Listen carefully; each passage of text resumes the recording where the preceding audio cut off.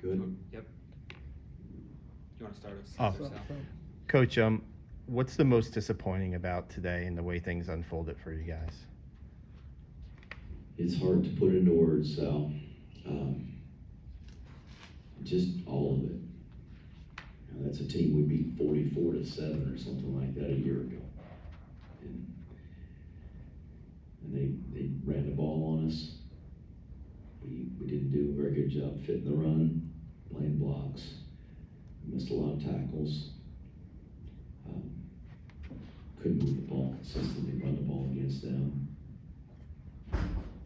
Kicking game. We had a 2-yard punt or something like that, a 4-yard punt, I don't know what it was. They gave us a look on that first punt, and we thought they'd be in that look again. Unfortunately, we had a fake call. They didn't give us that same look, and we got hit right in the backfield. So, just all of it. Our guys kept playing even that last 2-second play we had. But I can't describe the disappointment that I'm feeling. I cannot put it into words. But it wasn't our last game, and we got the biggest game of the year that we played to this point coming up next week. So we gotta refocus and get ready for that one. I'm going to do that myself the best I can. The offensive struggles in scoring the football, is it more fundamentals or is it schematics, or what do you think's happening there? Well, it's hard to say completely. Not just fundamentals. We gotta give our guys the best chance, and we gotta look at the things we're doing, we're calling. But certainly some of it is blocking and sustaining blocks, and we did that at times. We had some passes that we didn't hit. We got to hit those. Protection.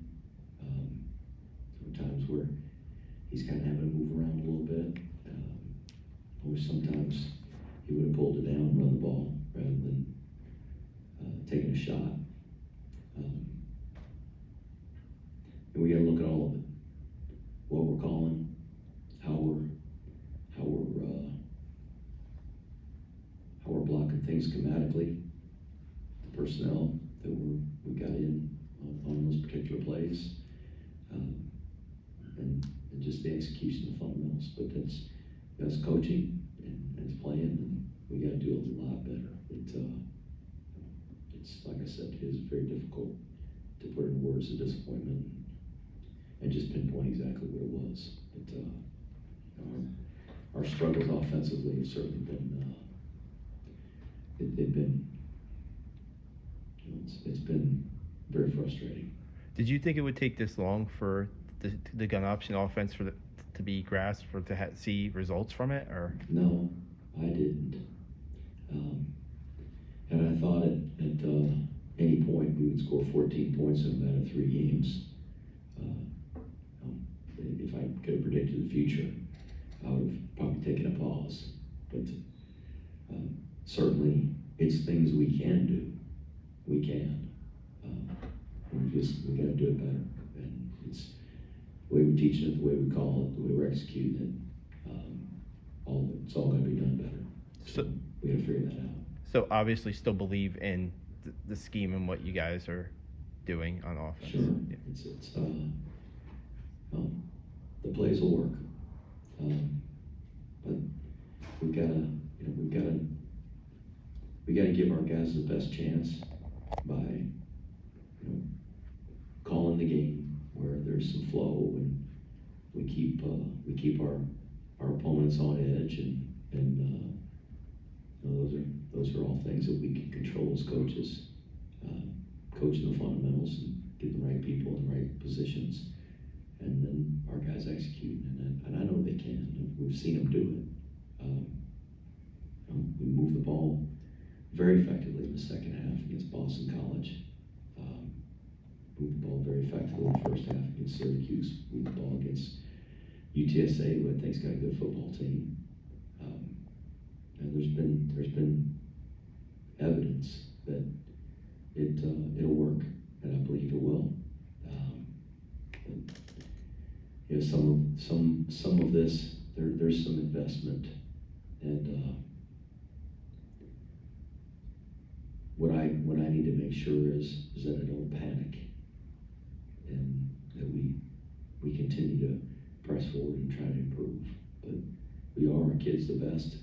It's they get to play once, and for our seniors, this is their last season. So I want to make it a great season for them, and I want to give them the best chance to win.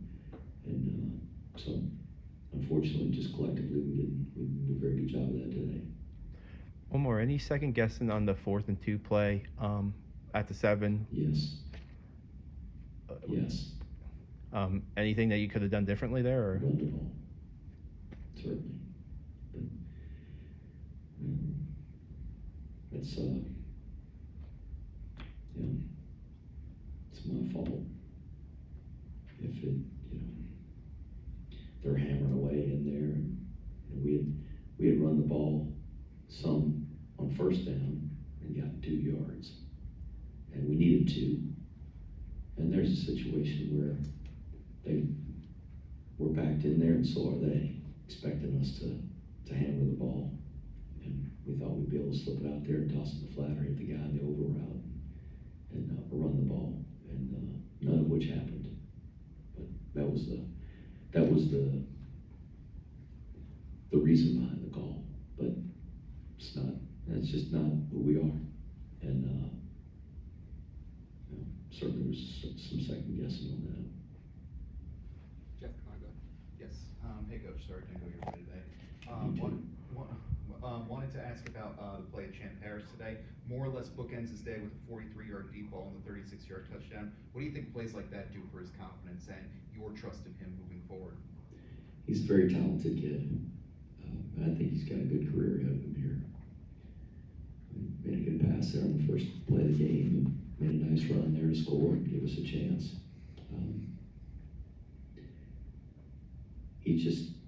He's got to continue to grow up and grow up in the offense and grow up as a college player. And it's not easy. It's not easy to come in as a freshman and play, and especially at that position. It's a particularly difficult position to play as a freshman. So I think he's improving. He's getting better. We just had some plays all around that we didn't make. We got to make those plays. We're capable, whether it's a throw or a run or a block or whatever it may be. We gotta execute, and we as coaches gotta get our guys to execute. It's important, but I'm happy that he's getting better. That it isn't. We've lost 3 games in a row here where he's played some significant snaps, obviously against Troy. It's started the last 2 games. That he's not digressing. It's not getting worse. He's doing things better. We just got a ways to go. What was the mindset behind reinserting Champ back into the offense during the second half? And how do you think that improved or changed the game for your offense? Well, we were going to go really fast and throw the ball, and knew that he may have to get on the run and move a little bit.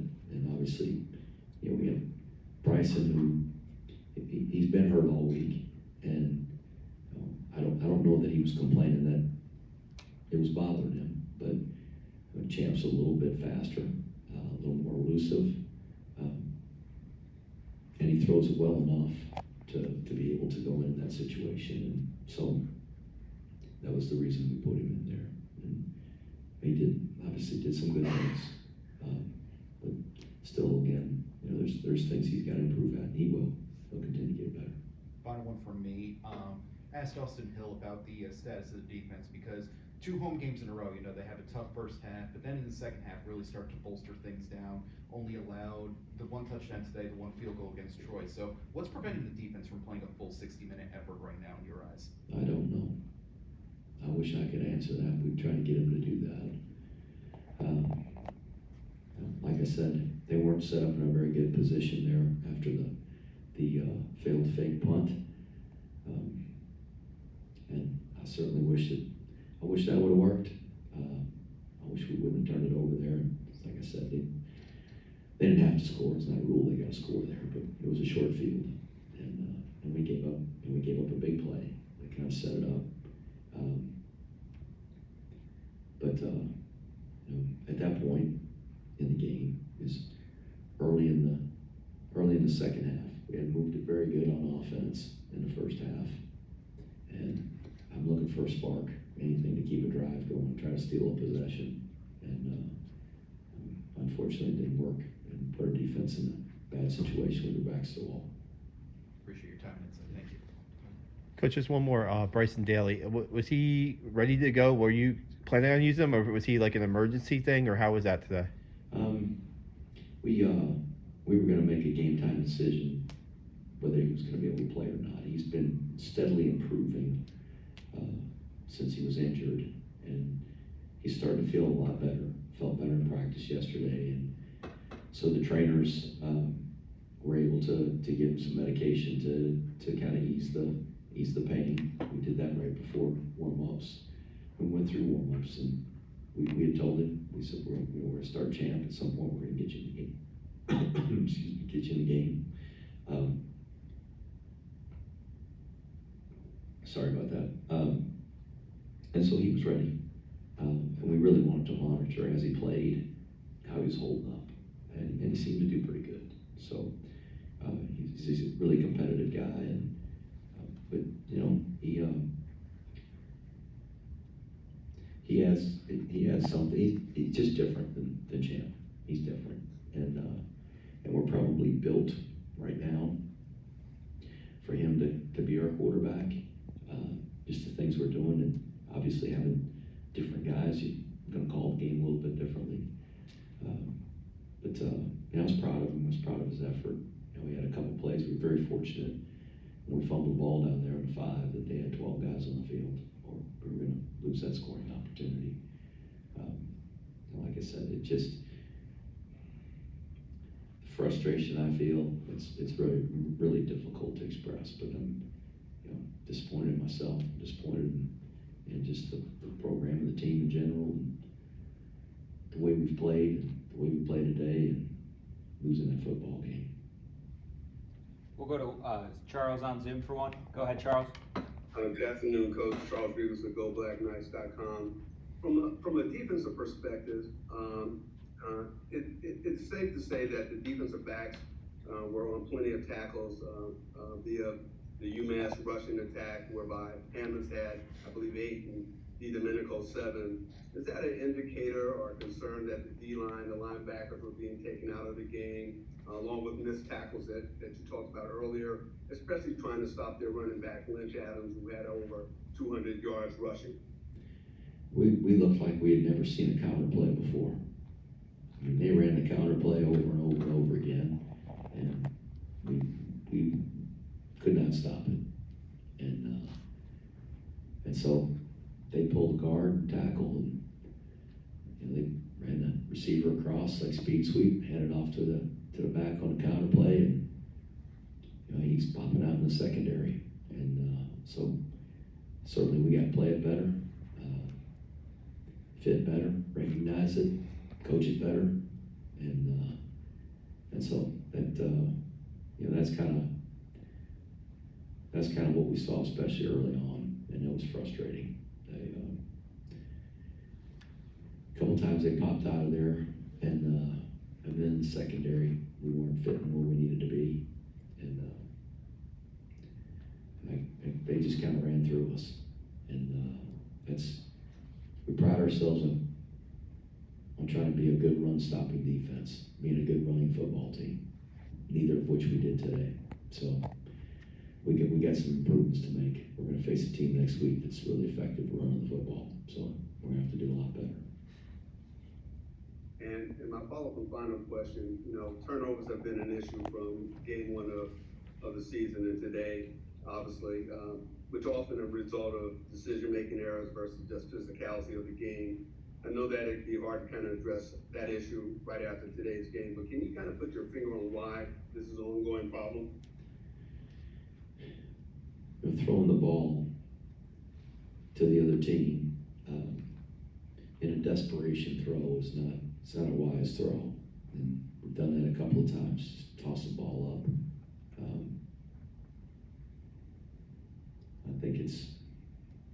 I think those guys are, today, I'm sure they're trying to make a play to win the football game.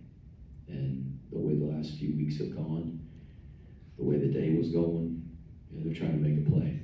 And they gotta let the plays come to them. They gotta make the plays that are there, not trying to create something. And so there's probably some poor decisions there.